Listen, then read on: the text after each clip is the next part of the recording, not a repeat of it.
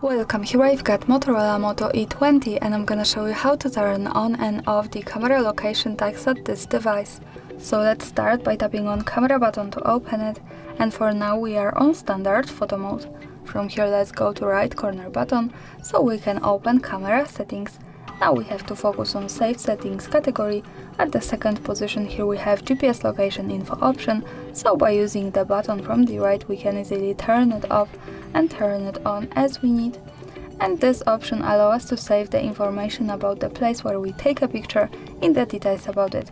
Here also the important thing is that to make it work correctly, when we want to save the actual location of our photo, we have to remember to be connected with the internet, for example the Wi-Fi, and we have to turn on the location of this device, so remember about these two parameters to make it work. And that's all, thanks for watching, subscribe our channel and leave the thumbs up.